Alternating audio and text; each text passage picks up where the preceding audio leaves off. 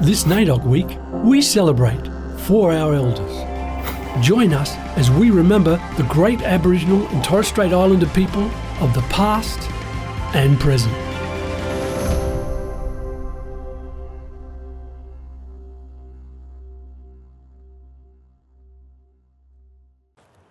Hello. My name's Jack Charles. I'm an actor, elder statesman extraordinaire, and I'm here to have a talk with you. It's a distinctive, unforgettable voice that was first heard on stage in the late 1960s. Blacks are up and fighting. So stand back for the proud new black. Uncle Jack Charles founded Australia's first black theatre company with the late Bob Mazza and went on to become a familiar face on screen. This magic man, boss. Kadacha man.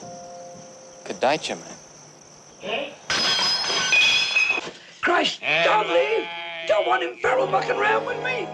We're 200 light years behind the Americas in employing Indigenous people in the arts, but they're coming through now.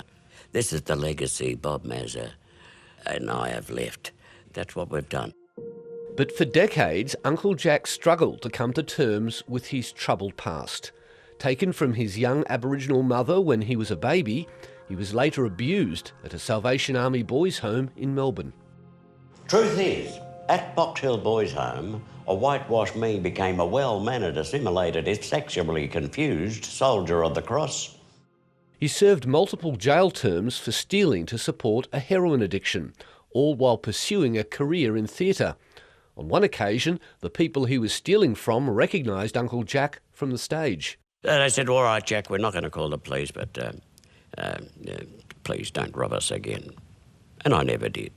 It's a life spent, 20 years of it in jail, 40 years of it addicted, chasing the dragon.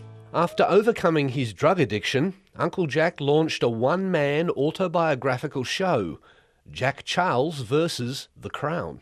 How ironic that a retired old ex-crim like myself denied the right to set foot on British soil when the English colonised and decimated this continent by landing their riffraff.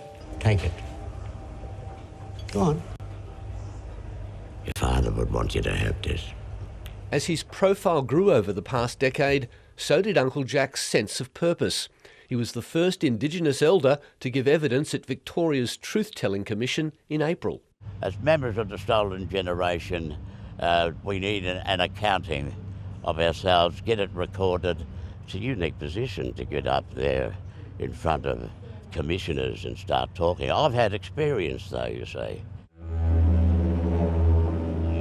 2 months ago, Uncle Jack was honoured as NAIDOC's Male Elder of the Year. Treading the boards, fronting the camera and waggling the finger and stamping the foot and pointing the bone at irresponsible behaviour.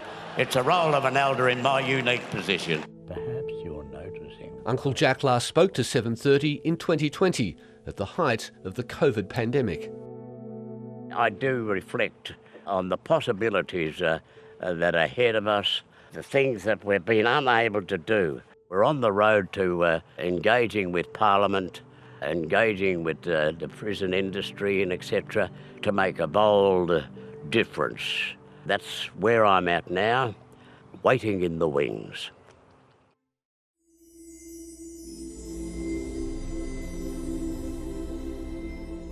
The story of our communities, people and nation starts a long, long time ago.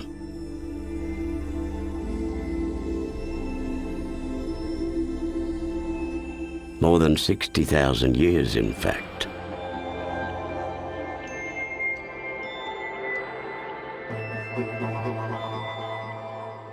This was when our culture and our law first started to thrive.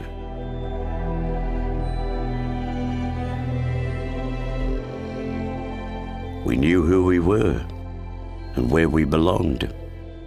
We took care of each other, our land and our waters.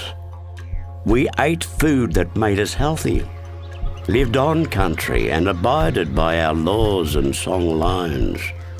Our families, our children were happy, with strong minds and hearts, because they were where they belonged.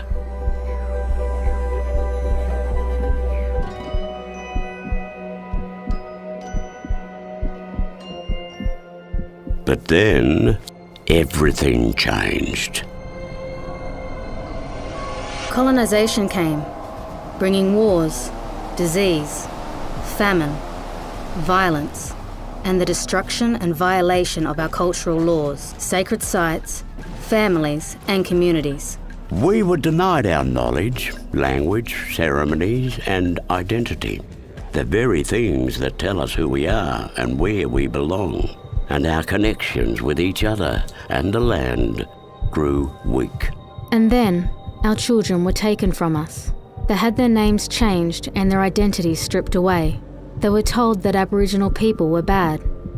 Worse still, they were told that their parents and grandparents did not want them. For years this happened, and those children became known as the stolen generations. Our children were denied love and experienced physical, emotional, and sexual abuse. This left very deep, very complex, and very real wounds, leaving scars that are still being felt personally, socially, spiritually, and collectively. In the time when our story started, we were able to parent in the cultural way that has seen our families survive and thrive for generations. Our people were strong, and our culture flowed and healed us in times of hurt. But since the trauma of colonisation and the stolen generations, we have not been able to heal in the same way. And we have unknowingly passed this trauma on to our children through sharing our sad stories and having them witness and experience our pain.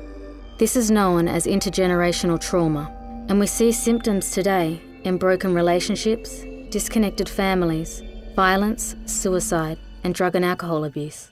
But this is not where our story ends. We still have strong minds and hearts, and we still know who we were and where we belong. By creating safe and strong communities together, supporting our families to be free from pain, returning to our culture and building a strength of identity, we can stop the cycle of trauma and bring about positive intergenerational change, so that we can continue to thrive for the next 60,000 years. There are simple things that we can all do to help heal our trauma. Visit healingfoundation.org.au to find out more. This NAIDOC week, celebrate for our elders with First Nations TV.